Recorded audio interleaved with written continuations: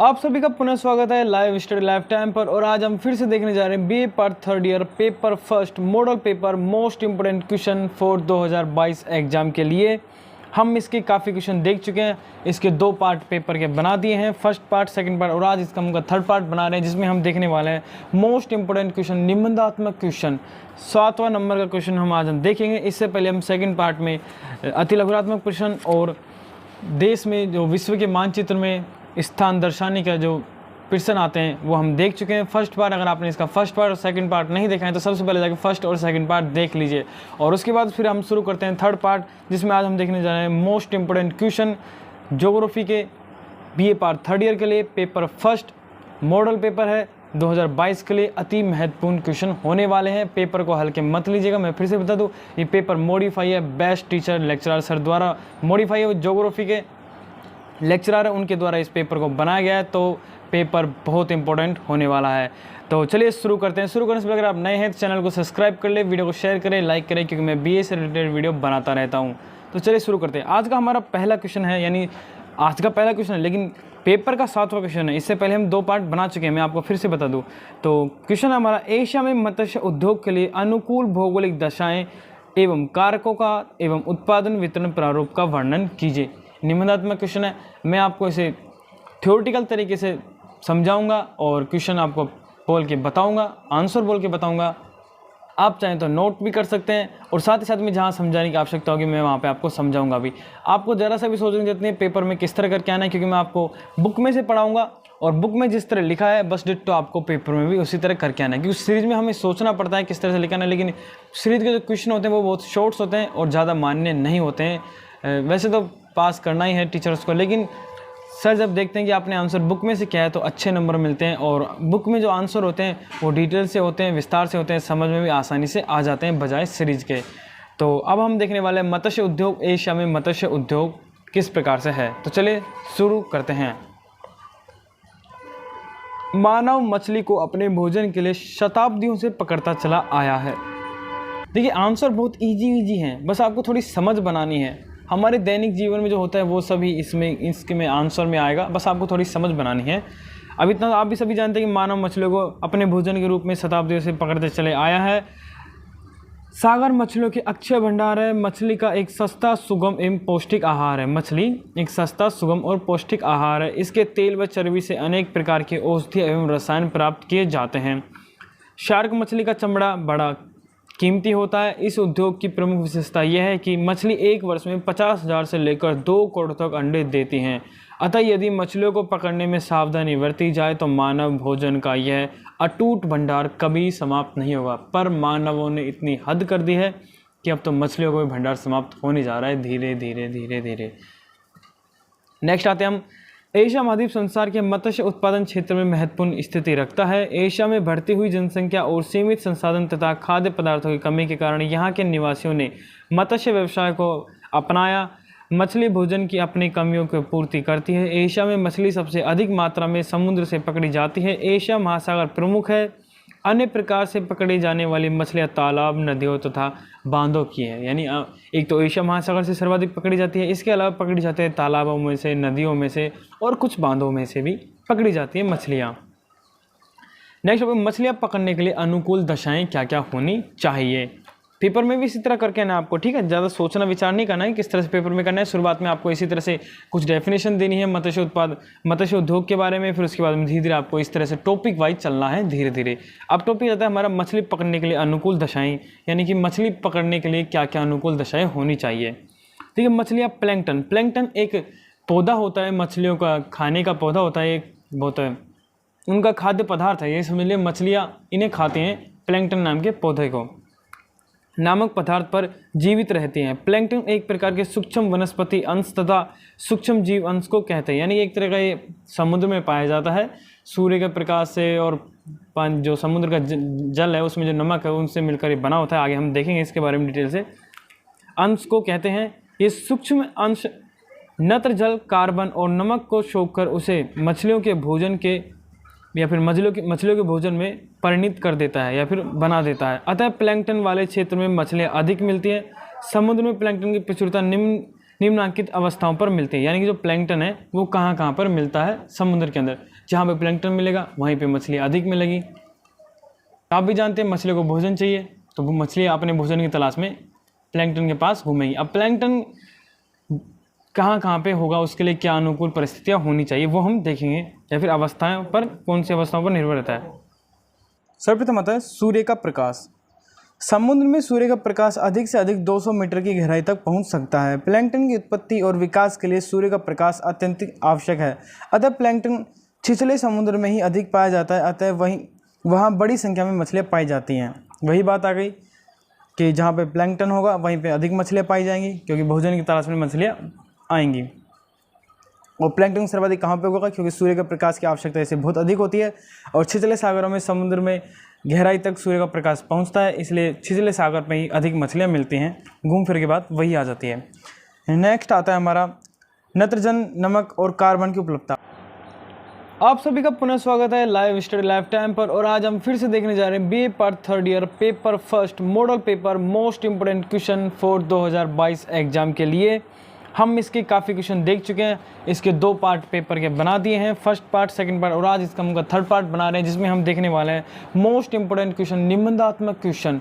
7वां number का question हम देखेंगे। इससे पहले हम सेकंड पार्ट में अति लघुरात्मक प्रश्न और देश में जो विश्व के मानचित्र में स्थान दर्शाने का जो प्रश्न आते हैं वो हम देख चुके हैं। फर्स्ट पार्ट, अगर आपने इसका फर्स्ट पार्ट और सेकंड पार्ट नहीं देखा है तो सबसे पहले जाकर फर्स्ट और सेकंड पार्ट देख लीजिए, और उसके बाद फिर हम शुरू करते हैं थर्ड पार्ट, जिसमें आज हम देखने जा रहे हैं मोस्ट इंपोर्टेंट क्वेश्चन ज्योग्राफी के बीए पार्ट थर्ड ईयर के लिए। पेपर फर्स्ट मॉडल पेपर है 2022 के लिए, अति महत्वपूर्ण क्वेश्चन होने वाले हैं। पेपर को हल्के मत लीजिएगा। मैं फिर से बता दूँ, ये पेपर मॉडिफाई है, बेस्ट टीचर लेक्चरर सर द्वारा मॉडिफाई है, वो ज्योग्राफी के लेक्चरर है, उनके द्वारा इस पेपर को बनाया गया है, तो पेपर बहुत इंपॉर्टेंट होने वाला है। तो चलिए शुरू करते हैं। शुरू करने से पहले अगर आप नए हैं तो चैनल को सब्सक्राइब कर ले, वीडियो को शेयर करें, लाइक करें, क्योंकि मैं बीए से रिलेटेड वीडियो बनाता रहता हूं। तो चलिए शुरू करते हैं। आज का हमारा पहला क्वेश्चन है, यानी आज का पहला क्वेश्चन है, लेकिन पेपर का 7वां क्वेश्चन है। इससे पहले हम 2 पार्ट बना चुके हैं, मैं आपको फिर से बता दूँ। तो क्वेश्चन हमारा, एशिया में मत्स्य उद्योग के लिए अनुकूल भौगोलिक दशाएँ एवं कारकों का एवं उत्पादन वितरण प्रारूप का वर्णन कीजिए। निबंधात्मक क्वेश्चन है, मैं आपको इसे थ्योरेटिकल तरीके से समझाऊंगा और क्वेश्चन आपको बोल के बताऊंगा, आंसर बोल के बताऊंगा। आप चाहें तो नोट भी कर सकते हैं, और साथ ही साथ में जहां समझाने की आवश्यकता होगी मैं वहां पे आपको समझाऊंगा भी। आपको ज़रा सा भी सोचने देते हैं पेपर में किस तरह करके आना है, क्योंकि मैं आपको बुक में से पढ़ाऊँगा, और बुक में जिस तरह लिखा है बस डिट्टो आपको पेपर में भी उसी तरह करके आना है। क्योंकि सीरीज़ में हमें सोचना पड़ता है किस तरह से लिखना है, लेकिन सीरीज़ के जो क्वेश्चन होते हैं वो बहुत शॉर्ट्स होते हैं और ज़्यादा मान्य नहीं होते हैं। वैसे तो पास करना ही है टीचर्स को, लेकिन सर जब देखते हैं कि आपने आंसर बुक में से किया है तो अच्छे नंबर मिलते हैं, और बुक में जो आंसर होते हैं वो डिटेल से होते हैं, विस्तार से होते हैं, समझ में भी आसानी से आ जाते हैं बजाय सीरीज़ के। तो अब हम देखने वाले हैं मत्स्य उद्योग, एशिया में मत्स्य उद्योग किस प्रकार से है। तो चलिए शुरू करते हैं। मानव मछली को अपने भोजन के लिए शताब्दियों से पकड़ता चला आया है। देखिए आंसर बहुत इजी हैं, बस आपको थोड़ी समझ बनानी है। हमारे दैनिक जीवन में जो होता है वो सभी इसके में आंसर में आएगा, बस आपको थोड़ी समझ बनानी है। अब इतना आप भी सभी जानते हैं कि मानव मछलियों को अपने भोजन के रूप में शताब्दियों से पकड़ते चले आया है। सागर मछलियों के अक्षय भंडार है। मछली का एक सस्ता, सुगम एवं पौष्टिक आहार है। मछली एक सस्ता, सुगम और पौष्टिक आहार है। इसके तेल व चर्बी से अनेक प्रकार के औषधि एवं रसायन प्राप्त किए जाते हैं। शार्क मछली का चमड़ा बड़ा कीमती होता है। इस उद्योग की प्रमुख विशेषता यह है कि मछली एक वर्ष में 50,000 से लेकर 2 करोड़ तक अंडे देती हैं। अतः यदि मछलियों को पकड़ने में सावधानी बरती जाए तो मानव भोजन का यह अटूट भंडार कभी समाप्त नहीं होगा। पर मानवों ने इतनी हद कर दी है कि अब तो मछलियों का भी भंडार समाप्त होने जा रहा है धीरे धीरे। नेक्स्ट आते हैं हम। एशिया महाद्वीप संसार के मत्स्य उत्पादन क्षेत्र में महत्वपूर्ण स्थिति रखता है। एशिया में बढ़ती हुई जनसंख्या और सीमित संसाधन तथा खाद्य पदार्थों की कमी के कारण यहाँ के निवासियों ने मत्स्य व्यवसाय को अपनाया। मछली भोजन की अपनी कमियों की पूर्ति करती है। एशिया में मछली सबसे अधिक मात्रा में समुद्र से पकड़ी जाती है। एशिया महासागर प्रमुख है। अन्य प्रकार से पकड़ी जाने वाली मछलियाँ तालाब, नदियों तथा बांधों की है। यानी एक तो एशिया महासागर से सर्वाधिक पकड़ी जाती है, इसके अलावा पकड़ी जाती है तालाबों में से, नदियों में से और कुछ बांधों में से भी पकड़ी जाती है मछलियाँ। नेक्स्ट, मछलियाँ पकड़ने के लिए अनुकूल दशाएं क्या क्या होनी चाहिए। पेपर में भी इसी तरह करके ना आपको, ठीक है, ज़्यादा सोचना विचार नहीं करना है किस तरह से पेपर में करना है। शुरुआत में आपको इसी तरह से कुछ डेफिनेशन देनी है मत्स्य उद्योग के बारे में, फिर उसके बाद में धीरे धीरे आपको इस तरह से टॉपिक वाइज चलना है धीरे धीरे। अब टॉपिक आता है हमारा मछली पकड़ने के लिए अनुकूल दशाएँ, यानी कि मछली पकड़ने के लिए क्या क्या अनुकूल दशाएँ होनी चाहिए। ठीक है, मछलियाँ प्लैंकटन एक पौधा होता है, मछलियों का खाने का पौधा होता है, एक बहुत उनका खाद्य पदार्थ है, ये समझ लिए मछलियाँ इन्हें खाती हैं, प्लैंकटन नाम के पौधे को, नामक पदार्थ पर जीवित रहती हैं। प्लैंकटन एक प्रकार के सूक्ष्म वनस्पति अंश तथा सूक्ष्म जीव अंश को कहते हैं, यानी एक तरह का ये समुद्र में पाया जाता है, सूर्य के प्रकाश से और जो समुद्र का जल है उसमें जो नमक है उनसे मिलकर ये बना होता है। आगे हम देखेंगे इसके बारे में डिटेल से। अंश को कहते हैं, ये सूक्ष्म अंश नत्र जल, कार्बन और नमक को सोखकर उसे मछलियों के भोजन के या फिर मछलियों के भोजन में परिणित कर देता है या फिर बना देता है। अतः प्लैंकटन वाले क्षेत्र में मछलियाँ अधिक मिलती हैं। समुद्र में प्लैंकटन की प्रचुरता निम्नलिखित अवस्थाओं पर मिलती है, यानी कि जो प्लैंकटन है वो कहाँ पर मिलता है, समुद्र के अंदर। जहाँ पे प्लैंकटन मिलेगा वहीं पे मछलियाँ अधिक मिलेगी। आप भी जानते हैं मछलियों को भोजन चाहिए, तो वो मछलियाँ अपने भोजन की तलाश में प्लैंकटन के पास घूमेंगी। अब प्लैंकटन कहाँ पे होगा, उसके लिए क्या अनुकूल परिस्थितियाँ होनी चाहिए वो हम देखेंगे, या फिर अवस्थाओं पर, कौन सी अवस्थाओं पर निर्भर रहता है। सर्वप्रथम आता है सूर्य का प्रकाश। समुद्र में सूर्य का प्रकाश अधिक से अधिक 200 मीटर की गहराई तक पहुंच सकता है। प्लैंकटन की उत्पत्ति और विकास के लिए सूर्य का प्रकाश अत्यंत आवश्यक है। अतः प्लैंकटन छिछले समुद्र में ही अधिक पाया जाता है, अतः वहाँ बड़ी संख्या में मछलियाँ पाई जाती हैं। वही बात आ गई कि जहाँ पे प्लैंकटन होगा वहीं पे अधिक मछलियाँ पाई जाएंगी, क्योंकि भोजन की तलाश में मछलियाँ आएंगी। और प्लैंकटन सर्वाधिक कहाँ पे होगा, क्योंकि सूर्य का प्रकाश की आवश्यकता इसे बहुत अधिक होती है, और छिछले सागरों में समुद्र में गहराई तक सूर्य का प्रकाश पहुँचता है, इसलिए छिछले सागर में ही अधिक मछलियाँ मिलती हैं। घूम फिर के बाद वही आ जाती है। नेक्स्ट आता है हमारा नत्रजन, नमक और कार्बन की उपलब्धता। प्लैंकटन के सूक्ष्म अंश नत्रजन, कार्बन और नमक को सोखकर मछलियों के भोजन में बदल देते हैं। समुद्र में नमक तथा कार्बन सर्वथा ही मिलता है, किंतु नत्रजन केवल नदियों के स्वच्छ जल में ही मिलता है। अतः नदियों के मुहानों पर मछलियाँ अधिक पाई जाती हैं। स्वच्छ जल नदियों के मुहानों पर होता है और इसलिए मछलियाँ नदियों के मुहानों पर पाई जाती हैं। नेक्स्ट आती है ताज़ा जल। वही बात आ गई, मछलियों की यह आदत है कि वे नदियों के मुहानों पर ताज़ा जल में ही अंडे देती हैं। इस हेतु मछलियाँ दूर दूर से आकर नदियों के मुहानों पर जमा हो जाती हैं। मछलियों की एक आदत और है, वे सदा झुंड बनाकर चलती हैं और भोजन की तलाश में एक साथ निकलती हैं। छिछले सागरों में जमा हो जाती हैं। कुछ मछलियाँ जैसे कि व्हेल, कॉड आदि छोटी मछलियों पर निर्भर रहती हैं। जब वे छिछले सागरों में मछलियों का शिकार करने आती हैं तो स्वयं पकड़ी जाती हैं। नेक्स्ट आता है हमारा गर्म तथा ठंडी जलधाराओं का मिलान। समुद्र में जहाँ कहीं गर्म और ठंडी जलधाराएं आपस में मिलती हैं वहाँ भी प्लैंकटन प्रचुर मात्रा में प्राप्त होता है। अतः धाराओं के संगम स्थल महत्वपूर्ण मछली क्षेत्र बन जाते हैं। बन जाते हैं। आप चाहें तो स्क्रीनशॉट ले सकते हैं।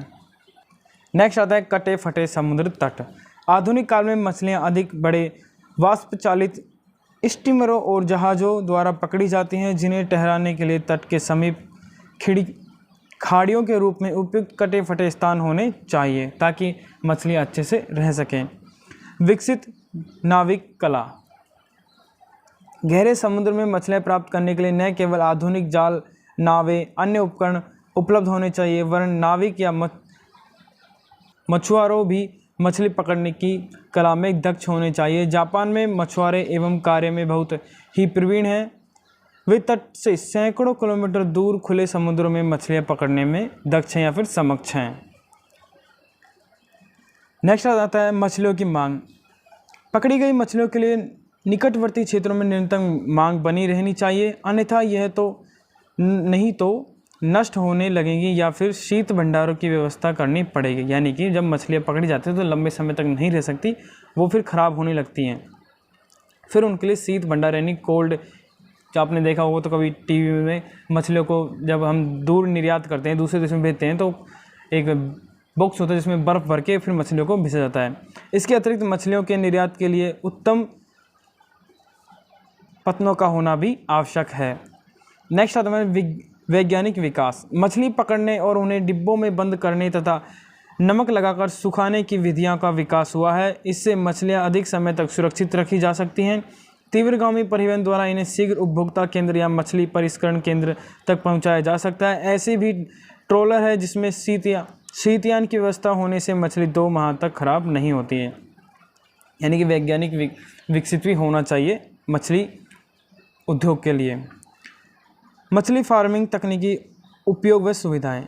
जिन जिन देशों में मछली फार्मिंग तकनीकी का उपयोग किया गया है वहाँ उत्तम किस्म की मछलियों का उत्पादन आवश्यकता अनुसार बढ़ाकर ऊंचे मूल्य प्राप्त कर अधिक मछली की आपूर्ति संभव हो सकी है। पेरू की एकोवा, भारत की झींगा और आंग्ल की अमेरिका की समान और जापान की कॉड व हेरिंग आज विश्व बाजार में विशेष प्रसिद्ध हैं। वह उत्तम किस्म की मछलियाँ हैं।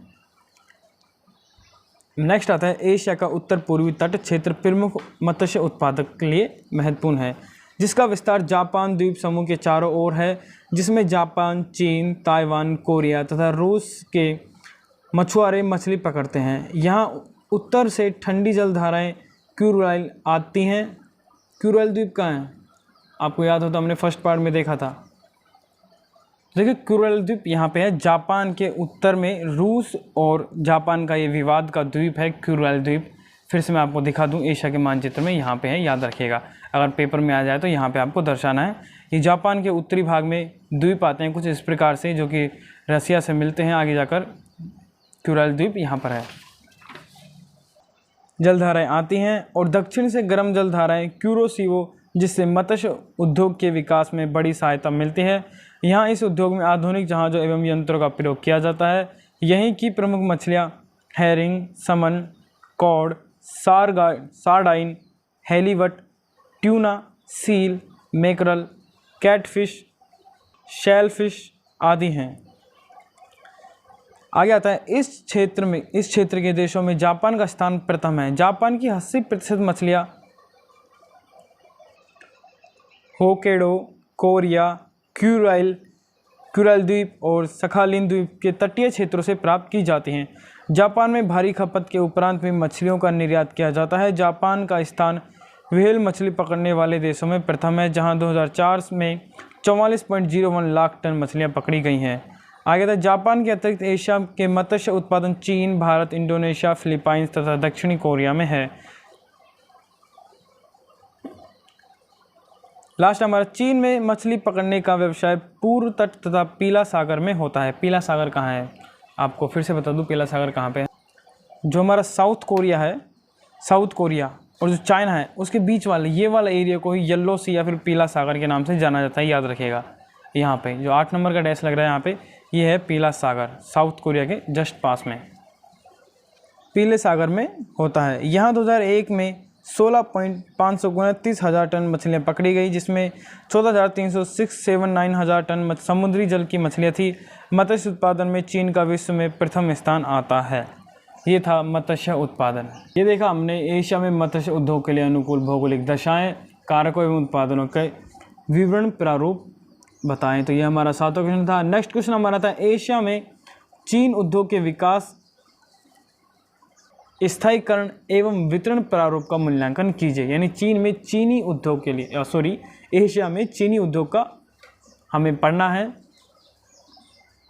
अब हम देखेंगे एशिया में चीनी उद्योग। तो देखिए चीनी उद्योग, चीनी गन्ना तथा चुकंदर से तैयार की जाती है, लेकिन एशिया महाद्वीप में सबसे अधिक चीनी गन्ना द्वारा ही बनाई जाती है।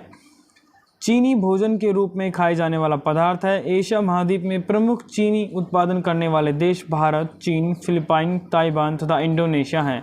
अन्य चीनी उत्पादक देश में थाईलैंड, पाकिस्तान, ईरान इत्यादि आते हैं।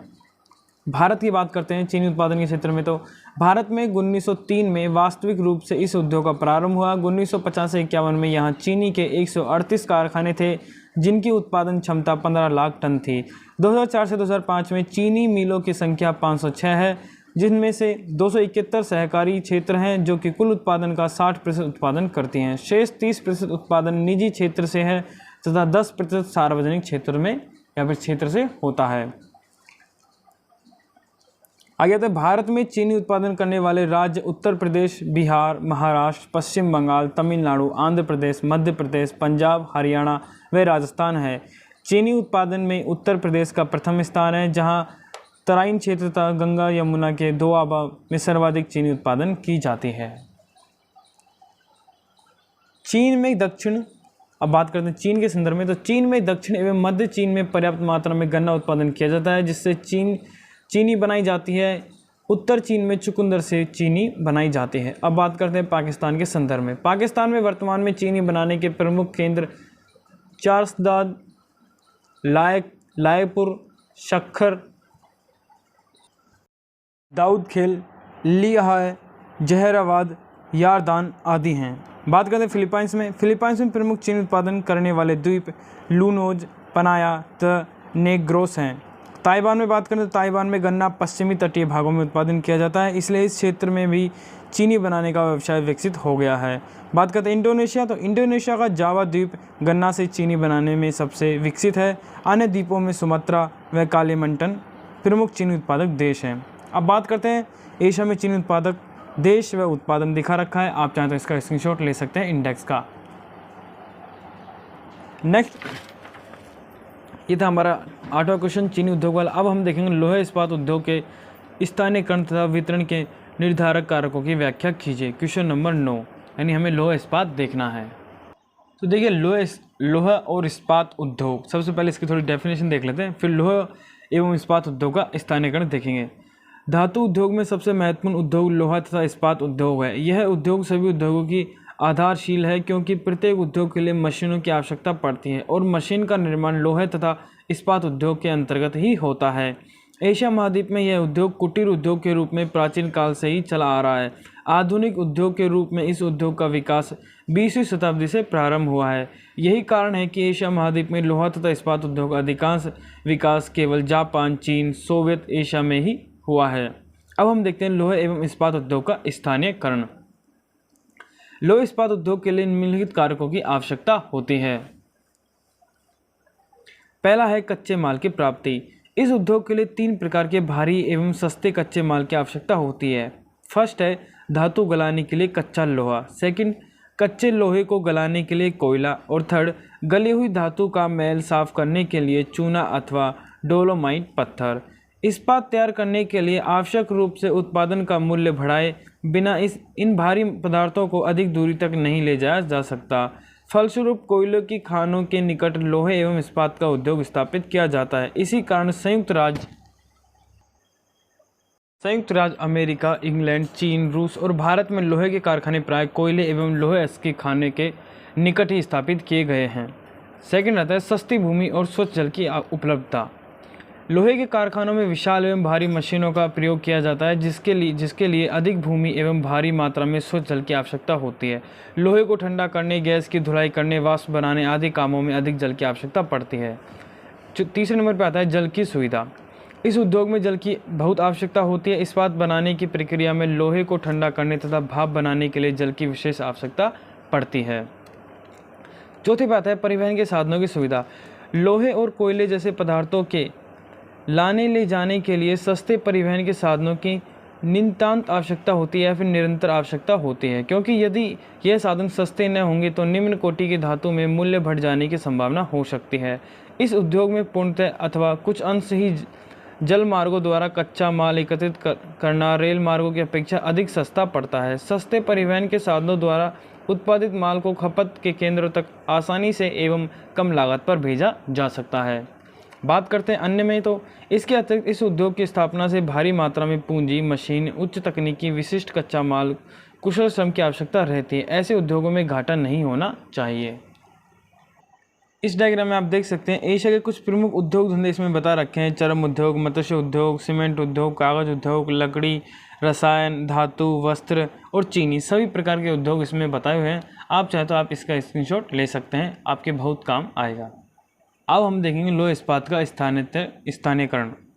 देखते हैं जापान में लोहा तथा इस्पात उद्योग। ठीक, अब हम देखेंगे लोहा इस्पात, जापान में लोहा इस्पात उद्योग। यदि विश्व में किसी देश ने सबसे कम समय में लोहा एवं इस्पात उद्योग के क्षेत्र में सबसे अधिक विकास किया है तो वह है जापान ने किया है।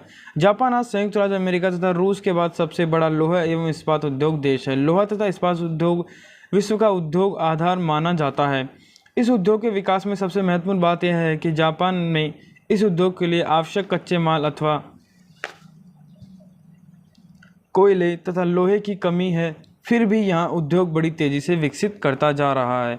यद्यपि जापान में लोहा बनाने का कार्य प्राचीन काल से चला आ रहा है, लेकिन आधुनिक स्तर पर जापान में लोहा एवं इस्पात उद्योग का विकास 20वीं शताब्दी के प्रारंभ हुआ है। जापान में लोहा एवं इस्पात का सबसे प्रथम कारखाना 1901 में क्यूशू द्वीप के यावाता नगर में इंपीरियल स्टील वर्क्स यावाता के नाम से खुला। इसके बाद प्रथम विश्व युद्ध में इस उद्योग ने अधिक उन्नति की। सैनिकों की सहायता, हथियारों की आवश्यकता की पूर्ति के लिए फौजी सामान बनाया गया। 1930 में यहाँ 1,151 हजार मीट्रिक टन लोहा तथा 2,300 मीट्रिक टन इस्पात का उत्पादन हुआ।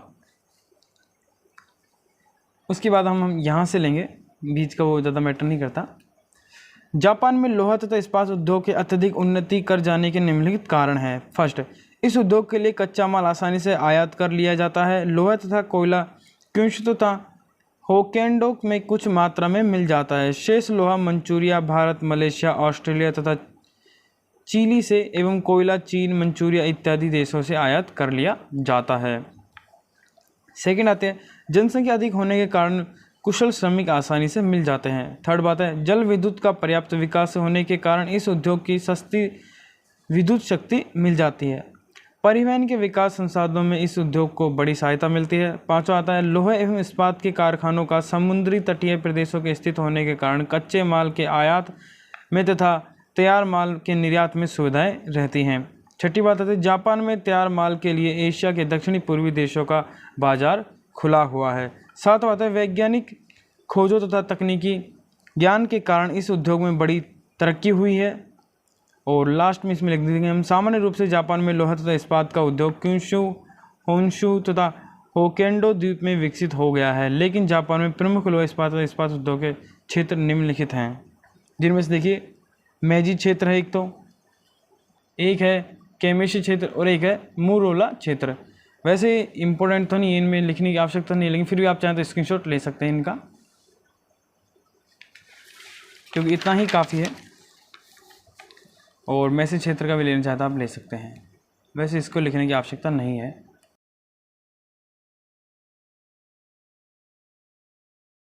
तो अभी हमने देखा था जापान में लोहा इस्पात उद्योग, अब हम देखेंगे चीन में लोहा इस्पात उद्योग। देखिए, चीन में लोहा एवं इस्पात उद्योग। चीन में लोहा तथा इस्पात व्यवसाय के लिए सभी भौगोलिक सुविधाएं प्राप्त हैं। यहाँ शक्ति के संसाधनों के रूप में कोयला पर्याप्त मात्रा में मिल जाता है। टंगस्टन, मोलिब्डेनम, मैग्नीज, चूने का पत्थर, डोलोमाइट तथा लोहा धातु इस्पात कारखानों के पास ही मिल जाते हैं। आधुनिक रूप में लोहा और इस्पात उद्योग चीन में 1907 से प्रारंभ हुआ है, जब वुहान नगर में चीन का सर्वप्रथम लोहा इस्पात उद्योग कारखाना Hanyang iron and steel works के नाम से स्थापित किया गया। यह यांगटिंग सिंकियांग की घाटी में विकसित विश्व के सब। इसके बाद 1919 में जापानियों ने आनशाय नगर में शोवा स्टील वर्क्स नाम एक विशाल लोहा इस्पात के कारखाने की स्थापना की। जापानियों ने पराजय के समय इस कारखाने को नष्ट कर दिया, जिसे साम्यवादी सरकार ने पुनः रूस की सहायता से विकसित किया और इसका नाम आनशान स्टील वर्क्स नंबर 1 रख दिया। इसके बाद साम्यवादी सरकार ने 1954 में आनशान नगर में दूसरा लोहा एवं इस्पात का स्वचालन मशीनों द्वारा या फिर मशीन वाला विशाल कारखाना स्थापित किया, जिसका नाम आनशान स्टील वर्क्स 2 रखा गया। चीन का चौथा विशाल लोहा एवं इस्पात कारखाना 1959 में भीतरी मंगोलिया के पाओटोव नगर में स्थापित किया गया। इसका नाम पाओटोव स्टील वर्क्स रखा गया। भीतरी मंगोलिया में स्थित यह कारखाना विश्व की आधुनिक मशीनों से संपन्न है। उपयुक्त 4 विशाल लोहे तथा इस्पात के कारखानों के अलावा चीन के अन्य लोहे इस्पात तथा इस्पात बनाने के कारखाने निम्न प्रकार से हैं। Tientsin, Beijing, Shanghai, Penki, Nanshan, Kweichow, Chungking, Penchihu, Tahe, Hangchow, Taiyuan और तेलियान इत्यादि नगरों में हैं। इन कारखानों को सभी भौगोलिक सुविधाएं प्राप्त है। चीन में लोहे और इस्पात कारखानों में कच्चा लोहा, इस्पात पिंड, इस्पात चद्दरें, मोटर, रेल के डिब्बे, इंजन, जलयान, वायुयान, कृषि यंत्र, मशीनें, इस्पात एवं टंगस्टन के तार इत्यादि सामान तैयार किया जाता है। चीन में लोहे इस्पात उद्योग के विकास के निम्नलिखित कारण हैं। देखिए ये कारण इंपॉर्टेंट है, बस इसको आपको जरूर याद कर लेना है। चीन में पर्याप्त मात्रा में लोहा, अयस्क और लोहा मिलता है, कोयला मिलता है। कोयला चीन के प्रत्येक प्रांत में प्राप्त होता है। कोयला उत्तम कोटि का पाया जाता है। सेकंड बात आती है, नदियों द्वारा परिवहन के साधन उपलब्ध हैं जो सामान्यतः सस्ते होते हैं। थर्ड आता है, श्रम की अधिकता है। सस्ता श्रम इस उद्योग के लिए अधिक उपयोगी है। चौथे बात आती है, चूना तथा डोलोमाइट की प्रचुर मात्रा में उपलब्ध है। और पांचवी बात आती है, चीन में लोहा इस्पात की मांग अधिक है। तो ये था चीन में लोहा इस्पात उद्योग। अब हम देखेंगे भारत में लोहा एवं इस्पात उद्योग का विवरण किस प्रकार से है। तो देखिए, एशिया देश में जापान के बाद भारत मुख्य इस्पात उत्पन्न करने वाले देश हैं। इस समय यहाँ लोहे एवं इस्पात के निम्नलिखित कारखाने कार्य कर रहे हैं। पहला है Tata iron and steel company, Jamshedpur Jharkhand में है। सेकंड आता है Indian iron and steel company, जो कि कुल्टी हीरापुर पश्चिम बंगाल में स्थित है। फिर आता है वैश्विया लोहा और इस्पात कंपनी, भद्रावती कर्नाटक में। फिर आता है भिलाई इस्पात, जो कि भिलाई छत्तीसगढ़ में है। राउरकेला इस्पात राउरकेला में स्थित है। दुर्गापुर इस्पात, जो दुर्गापुर और उसके बाद आता है वोकारो इस्पात कारखाना, जो कि वोकारो में। तो नए कारखाने हैं वो हैं हासपेट, विशाखापट्टनम और सेलम में स्थापित किए गए हैं। सलेम में विविध किस्म का जंग रोधक इस्पात बनाया जाता है। अब दातेरी उड़ीसा में एवं विजयनगर में 2 नवीन इस्पात मिले, जिन्हें निजी क्षेत्र के इस्पात की श्रेणी दी जा रही है, फिर दी गई है। आगे आता है भारत का लोहे एवं इस्पात उद्योग प्रारंभ में झारखंड, पश्चिम बंगाल तथा उड़ीसा में केंद्रित हुआ है। इसमें निम्नलिखित कारण हैं। पहला कारण है इसमें, इस क्षेत्र में झरिया, रानीगंज, बोकारो, कर्णपुर आदि उत्तम कोयले की खानें हैं। इसी क्षेत्र में लोहे अयस्क की उत्तम खानें हैं। यहाँ मयूरभंज से लेकर क्योंझार और बोनाई क्षेत्रों से होते हुए झारखंड के सिंहभूमि जिले तक लोहे की खानें फैली हुई हैं। भारत में वर्ष 2004 से 5 में 22.58 मिलियन टन इस्पात का उत्पादन किया गया। 2005-2006 में 2.3 मिलियन टन इस्पात निर्यात किया गया। अब बात कर लेते हैं एशिया रूस में लोहे इस्पात उद्योग, यानी रूस के अंदर लोहे इस्पात का किस तरह से वितरण है। एशिया रूस की तुलना में यूरोप रूस में लोहे इस्पात उद्योग का विकास अधिक हुआ है। साइबेरिया क्षेत्र में लोहे इस्पात उद्योग के प्रमुख केंद्र कुजनेत्स वेसिन है। कुजनेत्स शब्द अर्थ रूसी भाषा में लुहारों की नगरी से होता है। यह क्षेत्र एशिया रूस का प्रमुख लोहे इस्पात उत्पादन क्षेत्र बन गया है। इस क्षेत्र के प्रमुख केंद्र नोवोकुंजेंत्स, स्टालिक्स, लेंसिंस्क और केमरोवा तथा नोवेसिब्रिंस्क और टोमस्क और वोडिवोस्टक और इरकुस्टक तथा वेगिवात तथा कास्मो मोलास्क तथा लाउदे तथा खावरोस्क हैं। एशिया में उपयुक्त प्रमुख लोहे इस्पात देशों के अतिरिक्त इस उद्योग का विकास टर्की, वियतनाम, कोरिया तथा ताइवान आदि देशों में भी हो रहा है। और इसमें हमें दिखाया गया है, इस सारणी में आप देख सकते हैं, एशिया में लोहे एवं इस्पात उत्पादन 2004 में देश का नाम लोहे 1000 टन में और इस्पात दोनों का वजन दे रखा है। चीन, Japan, Bharat, Pakistan, Turkey, Korea, उत्तरी कोरिया। आप चाहें तो इसका स्क्रीनशॉट ले सकते हैं, या आप आंकड़ों में आपकी काफ़ी मदद करेंगे। तो देखिए नेक्स्ट क्वेश्चन हमारा है 10वां, एशिया में होने वाले अंतर्राष्ट्रीय व्यापार की संरचना एवं प्रभाव का विस्तृत भौगोलिक विवरण दीजिए। तो इसका आंसर आपको डायरेक्ट एक जगह बुक में नहीं मिल सकता। इसका आंसर हमें बनाना होगा कुछ फैक्ट्स को उठाकर, और इसका अलग से आंसर बनाना पड़ेगा। तो वो मैं आपको वीडियो के एंड में बता दूंगा, या फिर लास्ट पार्ट जो इसका वीडियो का रहेगा उसमें बता दूंगा। फिलहाल नेक्स्ट क्वेश्चन की ओर चलते हैं। 11वां क्वेश्चन, चीन के यांगटिंग सिंकियांग बेसिन का विस्तृत भौगोलिक वृत्तांत लिखिए। यानी कि यांगटिंग सिंकियांग जो चीन का प्रदेश है उसकी हमें भौगोलिक वृत्तांत यानी कि उसके बारे में बताना है, भौगोलिक दशाएं के बारे में बताना है। तो देखिए सबसे पहले देख लेते हैं कि चीन में यांगटिंग सिंकियांग है कहाँ पर। तो देखिए आपको मैप दिखाई दे रहा होगा, ये चीन का मैप है और इसमें प्राकृतिक प्रदेशों को दर्शाया गया है। जैसे कि यहाँ पे आप देख पा रहे होंगे ये जो वाला एरिया है इसे बोलते हैं यांगटिंग सिंकियांग का उत्तरी एवं दक्षिणी उच्च प्रदेश। और ये लाल बेसिन है, लाल बेसिन को याद रखिएगा, परीक्षा में आ सकता है भरने के लिए कि लाल बेसिन कहाँ पे स्थित है। तो याद रखिएगा चीन में स्थित है। आप चाहें तो आप इसका स्क्रीनशॉट ले सकते हैं, आपके बहुत काम का ये डायग्राम है। और याद रखिएगा यांगटिंग सिंकियांग चीन में यहाँ पर स्थित है, अगर पेपर में आ भी जाए तो भरने के लिए। तो चलिए अब इसकी भौगोलिक दशाएं देख लेते हैं। देखिए यांगटिंग सिंकियांग को यहाँ पे दो भागों में बांटा गया है, यांगटिंग सिंकियांग का निचला मैदान और यांगटिंग सिंकियांग का उत्तरी तथा दक्षिणी उच्च प्रदेश। आप चाहें तो इन दोनों को अलग टॉपिक बनाकर भी लिख सकते हैं, और अन्यथा जब पेपर में आप आंसर लिखते हैं तो इन दोनों को एक बनाकर भी लिख सकते हैं डायरेक्ट, कि यांगटिंग सिंकियांग बेसिन का भौगोलिक विस्तार या फिर वर्णन। आप और दोनों को कॉम्बिनेशन में लिख सकते हैं या फिर अन्यथा दो टॉपिक बनाकर भी लिख सकते हैं, जैसा आपका इच्छा हो। तो चलिए पढ़ते हैं। यह प्रदेश पूर्व में पूर्व चीन सागर से लेकर पश्चिम में इंचांग तक फैला हुआ है। यह एक निम्न प्रदेश के इसके पूर्व में समुद्र तल से ऊंचाई केवल 5 मीटर तथा पश्चिम केवल 80 मीटर है। इस प्रदेश में क्यांसू, चिंगक्यांग, होपे तथा आहोवे प्रांतों का सम्मिलित है या फिर सम्मिलित हैं। इस प्रदेश में अनेक झीलें मिलती हैं। हांगकांग पर समुद्र तल से ऊंचाई केवल 4 मीटर है और हांगकांग तथा यांगटिंग सिंकियांग के जलयान चलाए जाते हैं। यहाँ ग्रीष्म ऋतु में तापमान 50 डिग्री तक रहता है, याद रखिएगा, और शीत ऋतु में तापमान -2 डिग्री तक पहुँच पाता है। तो देखिए अगर आप ये फैक्ट्स याद नहीं रख सकते हैं 50 डिग्री तापमान तक तो कोई ज़रूरी नहीं है, आप थ्योरेटिकल चीज़ों को याद रख लीजिए, वो भी काफ़ी है।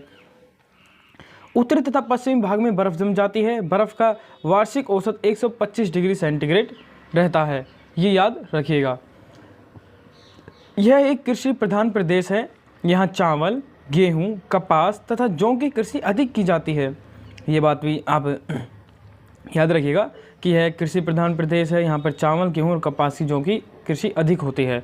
कपास इस प्रदेश की प्रमुख फसल है। चीन की लगभग 35% कपास इस प्रदेश में उत्पन्न की जाती है, यानी कि यहाँ पे कपास सर्वाधिक उत्पन्न होती है। रेशम के कीड़े पालकर रेशम का उत्पादन किया जाता है। यहाँ रेशम वस्त्र उद्योग, सूती वस्त्र उद्योग, रासायनिक पदार्थ निर्माण उद्योग, सीमेंट उद्योग तथा लोहे इस्पात उद्योग विकसित है। संघाई सूती वस्त्र उद्योग का प्रमुख केंद्र है। यहाँ जलयान निर्माण उद्योग भी विकसित हो गया है। हांगकांग तथा नानकिंग यहाँ के अन्य प्रमुख औद्योगिकरण केंद्र हैं। संघाई चीन का सबसे बड़ा नगर है जो इस प्रदेश में स्थित है। ये देखिए यहाँ पे संघाई है, ये रहा संघाई, ये भी चीन का मैप है। इसमें दर्शाया गया है सभी को महत्वपूर्ण स्थानों को। आप ही काम कीजिए, इसका भी एक स्क्रीनशॉट ले लीजिए, आपके बहुत काम आएगा। इसमें सारे दे रखे हैं, संघाई, जेचुआन, शिनशु, क्यांशुंग, सिंकियांग, पूरे इम्पोर्टेंट जो भी हैं वो सब दे रखे हैं। इसमें मंगोलिया सब है, इसमें तिब्बत सब, आप इसका स्क्रीनशॉट ले लीजिए। चलिए आगे बढ़ते हैं। आगे आता है यांगटिंग सिंकियांग का उत्तरी तथा दक्षिणी उच्च प्रदेश। यह पर्वतीय प्रदेश है। इससे यह साबित होता है जब उच्च प्रदेश है तो इसका अर्थ यह है पर्वतीय या फिर पठारी प्रदेश है। तो यहाँ पे दिया गया यह एक पर्वतीय प्रदेश है। यांगटिंग सिंकियांग के उत्तरी प्रदेश में मीन, सिंगलिंग, फुनियो, हावे इत्यादि पर्वत फैले हुए हैं। ये पर्वतों के नाम थे। मीन 6000 मीटर ऊंचे तथा हावे 1000 मीटर ऊंचे पर्वत हैं। यांगटिंग सिंकियांग के दक्षिणी उच्च प्रदेश में लू, हुंग, नानलिंग आदि पर्वत फैले हुए हैं। इसकी औसत ऊंचाई 1500 मीटर है। उत्तरी भाग में अपेक्षाकृत दक्षिण भाग का कम ऊंचा है। देखिए मैं आपको एक बात समझा दूं, यहाँ पे आए हैं 6000 मीटर ऊंचे तथा हावे 1000 मीटर ऊंचे पर्वत है। देखिए पर्वत, पठार और चोटी, इनमें अंतर क्या होता है इसको समझने के लिए मैं आपको अभी समझाता हूँ, रुकिए। देखिए किसी भी स्थान की समुद्र तल से ऊंचाई यह निर्धारित करती है कि वह मैदान है या फिर पठारी प्रदेश है या फिर पहाड़ी प्रदेश है या फिर पहाड़ है या फिर पर्वत है। यह निर्धारित करता है समुद्र तल से उस स्थान की ऊंचाई कितनी है। यह आपको ध्यान रखने की बात है, याद रखिएगा। तो देखिए सर्वप्रथम समुद्र तल से 300 मीटर ऊंचाई तक के जो होते हैं स्थान उन्हें मैदानी बोलते हैं, यानी मैदानी भाग। समुद्र तल से 600 मीटर ऊंचे जो हो रहे थे उन्हें पठारी प्रदेश बोलते हैं, जैसे कि भारत का दक्षिणी पठारी प्रदेश। समुद्र तल से जो 1800 मीटर ऊंचे रहते हैं उन्हें पहाड़ी क्षेत्र बोलते हैं, याद रखिएगा।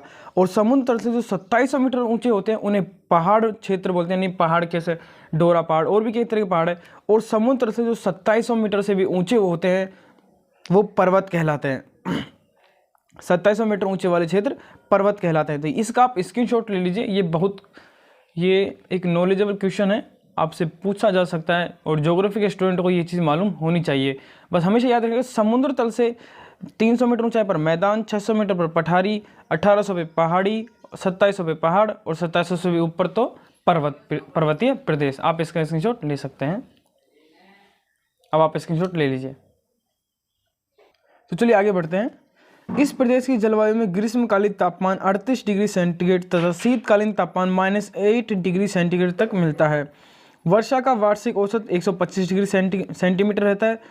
उच्च पर्वतीय भागों में वर्षा अधिक होती है। शीत ऋतु में बर्फ तथा पाला यानी कि धुंध, आपने धुंध सुना होगा, धुंध पड़ता है।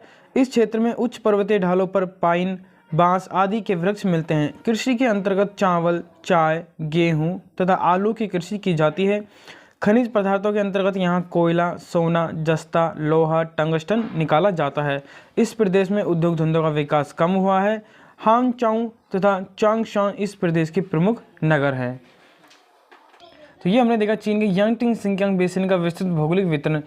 और नेक्स्ट क्वेश्चन हमारा है 12वां, चीन को प्राकृतिक प्रदेशों में विभक्त कीजिए तथा किन्हीं दो का वर्णन कीजिए। तो देखिए, किन्हीं दो का वर्णन करने में से जो प्राकृतिक प्रदेश है उनमें से एक तो यही हो गया यांगटिंग सिंकियांग बेसिन। इसके कितने भाग हैं, प्राकृतिक प्रदेशों के कितने भाग हैं, वो सब हम देखेंगे। तो देखिए, देख सकते हैं आप, चीन के 15 प्राकृतिक प्रदेश हैं, लेकिन हमें किन्हीं दो के बताने हैं। लेकिन मैं आपको इस वीडियो में 4 बता दूंगा, फिर आपको जो भी अच्छा लगे वो आप कर सकते हैं और बाकी सबके आप स्क्रीनशॉट लेके रख सकते हैं। तो चलिए पढ़ते हैं इसका आंसर, चीन के प्राकृतिक प्रदेश। तो देखिए, चीन जैसे विशाल देश में अनेक धरातलें, प्राकृतिक तथा सांस्कृतिक विविधताएं मिलती हैं, इसलिए यहाँ के भौगोलिक वातावरण में अनेक परिस्थितियों का समावेश है। चीन की प्राकृतिक तथा सांस्कृतिक परिस्थितियों के अध्ययन के आधार पर चीन को 15 प्राकृतिक प्रदेशों में बांटा गया है। ये प्राकृतिक प्रदेश निम्नलिखित प्रकार हैं: शांगतुंग प्रदेश, लोएस का उच्च प्रदेश, उत्तरी चीन का विशाल मैदान, यांगटिंग सिंकियांग का निचला मैदान, यांगटिंग सिंकियांग का उत्तरी तथा दक्षिणी उच्च प्रदेश, चौथा नंबर का, और 5वां नंबर का हमने अभी भी देख लिए थे। अगला आता है लाल बेसिन, 7वां आता है दक्षिणी पश्चिमी उच्च प्रदेश, सिंकियांग प्रदेश, दक्षिणी पूर्वी तटीय प्रदेश, तिब्बत का उच्च पठार, सिंकियांग प्रदेश, अंतर्वर्तीय मंगोलिया प्रदेश, खिंगन तथा लियाओनिंग पर्वतीय प्रदेश, मंचूरिया का मैदान, मंचूरिया का पूर्व प्रदेश। मैं इनमें से आपको कुछ महत्वपूर्ण आपको इसकी डिटेल से बताने वाला हूं। वैसे ज़्यादा बड़े बड़े नहीं हैं, शॉर्ट्स हैं, हम चाहें तो पूरे भी देख सकते हैं, लेकिन इसके ऊपर मैं चीन के ऊपर और जापान के ऊपर मैं अलग से 2 वीडियो बना दूंगा। चीन के सभी चीज़, जलवायु, खनिज, फसलें, पूरी चीन की डिटेल से एक वीडियो अलग से बना दी जाएगी और जापान के लिए अलग से बना दी जाएगी, क्योंकि दोनों मोस्ट इम्पोर्टेंट हैं, चीन और जापान। तो देखिए, हम सर्वप्रथम पहला वाला देख लेते हैं, शांगतुंग प्रदेश। प्राचीन काल में यह एक द्वीप था जो पीले सागर में स्थित था। पीला सागर कहाँ पे स्थित है, चलिए मैं आपको बताता हूँ। आप देख पा रहे हैं, तो ये हमारा चीन है, चाइना है, और ये हमारा साउथ कोरिया है बस। और ये जो आपको 8 नंबर का डैश दिखाई दे रहा है, यहीं पे हमारा येलो सी या फिर पीला सागर के नाम से जाना जाता है, ये वाला एरिया, याद रखिएगा। ये संघाई के पास है, ये देखिए संघाई, और संघाई के जस्ट ऊपर वाला ये जो एरिया है, यही पीले सागर के नाम से जाना जाता है, याद रखिएगा। और चीन से रिलेटेड 2 बातें और याद रख ले, तारिम बेसिन यहाँ पे स्थित है, और तकला मकान का मरुस्थल भी यहीं पे स्थित है, चाइना में, याद रखिएगा। हम पढ़ रहे थे शांगतुंग प्रदेश। प्राचीन काल में यह द्वीप था जो पीले सागर में स्थित था, लेकिन अब यह एक प्रायद्वीप है जो प्राचीन पर्वतों एवं पठारों से निर्मित है। इस प्रदेश का पश्चिम भाग एक संकरा मैदान है। यहाँ की जलवायु चीन तुल्य है। गर्मियों में औसत तापमान 30 डिग्री तथा सर्दियों में औसत तापमान 10 डिग्री मिलता है। वर्षा का वार्षिक औसत 75 सेंटीमीटर रहता है तथा इस प्रदेश में उच्च भागों में वन फैले हुए थे जिन्हें काट दिया गया।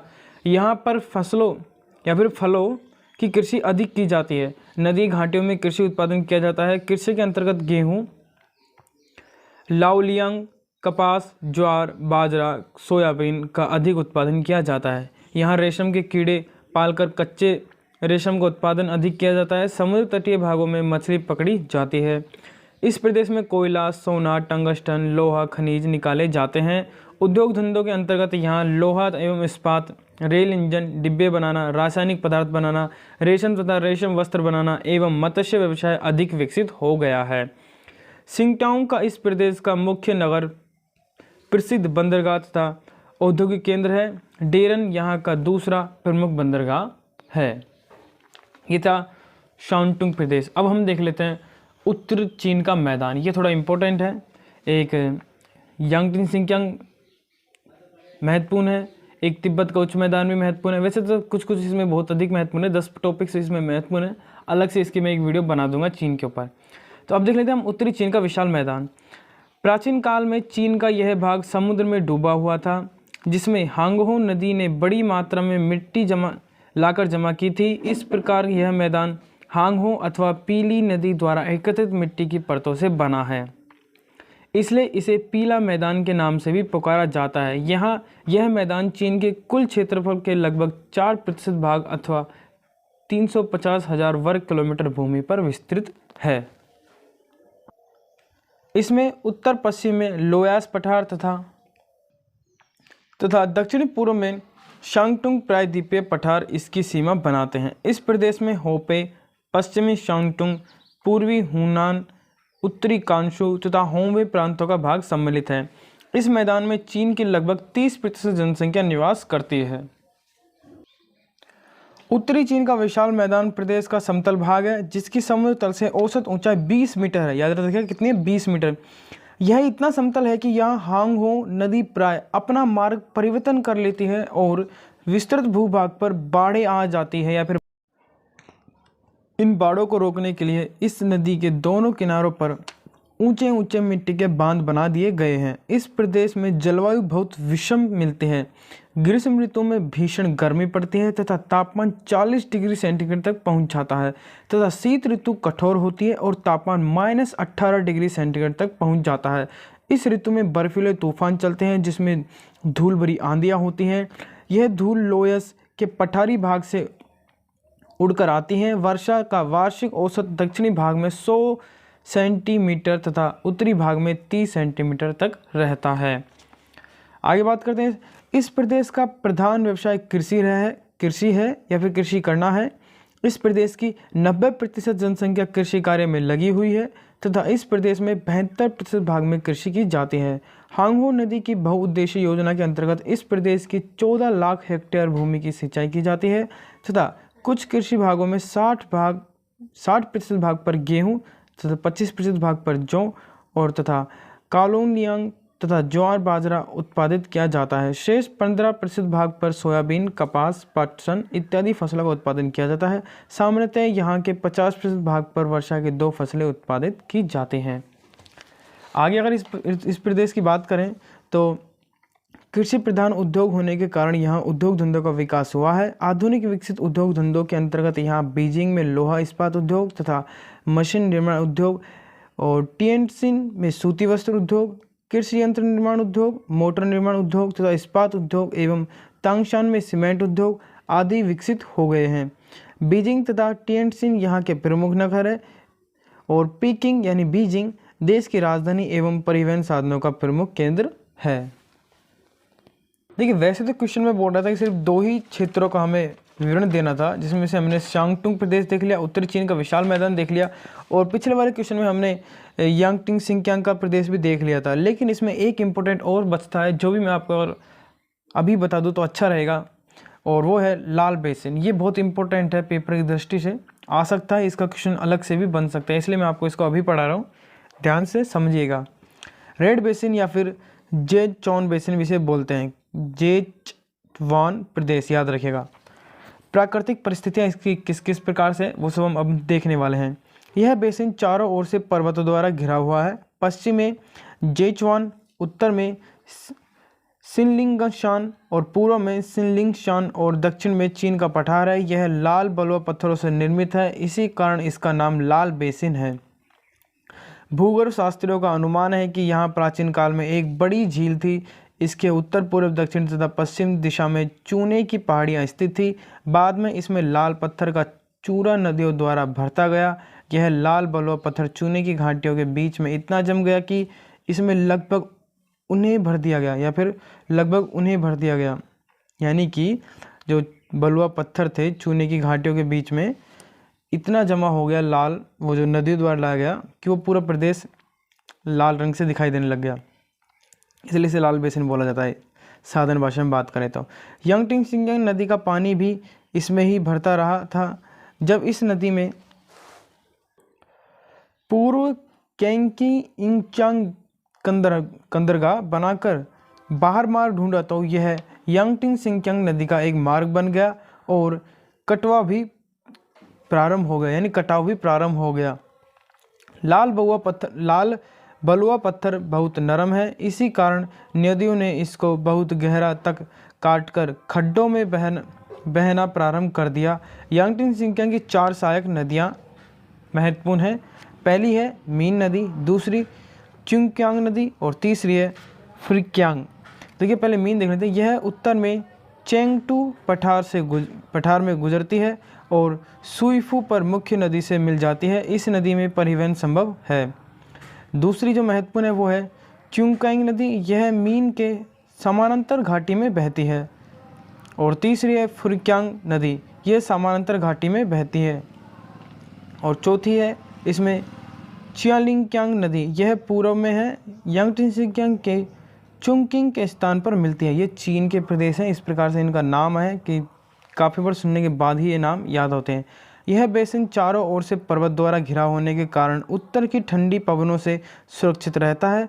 इस कारण यहाँ की जलवायु बहुत मनोरम, या फिर जिसे कहते हैं कि मन को हरने वाली मनोरम। सर्दियों में कभी बर्फ़ नहीं गिरती। तापमान लगभग 10 डिग्री सेंटीग्रेड रहता है। यद्यपि यह चारों ओर से घिरा है, परंतु फिर भी वर्षा का औसत 100 सेंटीमीटर के लगभग है। यहाँ प्रत्येक क्षण आकाश बादलों से घिरा रहता है।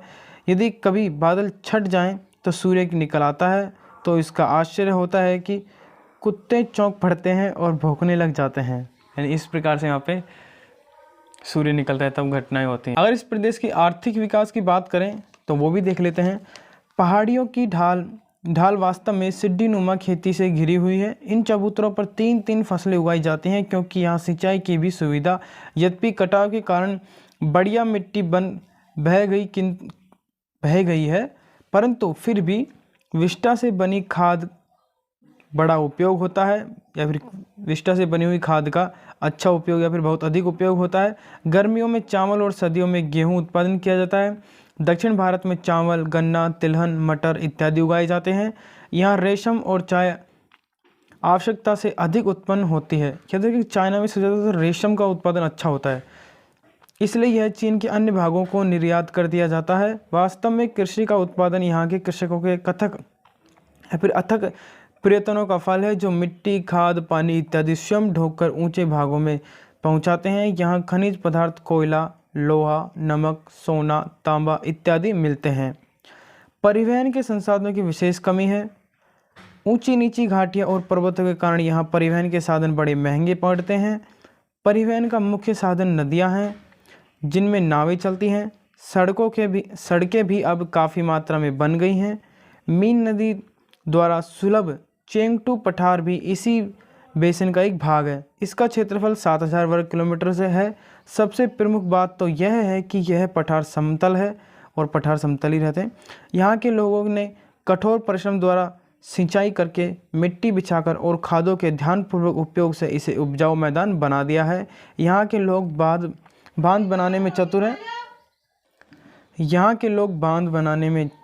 हैं। ये लोग बजाय बांधों को ऊंचा करने के नदी तल को गहरा कर देते हैं। इस प्रकार प्राप्त मिट्टी को कृषि के काम में ले आते हैं या फिर यूज कर लेते हैं। नदी को गहरा करने से बाढ़ से भी बचाव रहता है और कृषि कार्य उन्नत कर रहा है।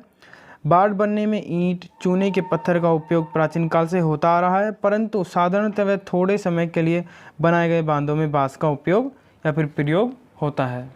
अगर बात करी जाए मानव जीवन इस प्रदेश में कैसा है, तो यहाँ के लोग वास्तव में शेष चीन के पर्वतों द्वारा पृथक है। वास्तव में चीन की एक सांस्कृतिक इकाई रही है। बाद में शांसी के राजाओं ने आक्रमण करके यहाँ पर अपना राज स्थापित कर लिया। रेल मार्गों को मिला देने से यहाँ परिवहन की सुविधाएं बढ़ जाएंगी। जनसंख्या घनत्व 800 से 1200 मनुष्य प्रति वर्ग किलोमीटर के लगभग है। यहाँ पर नदियों में छोटे जलप्रपात होने से बड़े जहाज प्रत्येक स्थान तक नहीं आ सकते, लेकिन यहाँ के मल्लाह इतने चतुर होते हैं कि जलप्रपातों से भी नावों को निकाल लेते हैं। यहाँ के प्रमुख नगर चुंगकिंग, चेंगटू तथा सईफू इत्यादि है। मल्लाह यानी नाव चालक।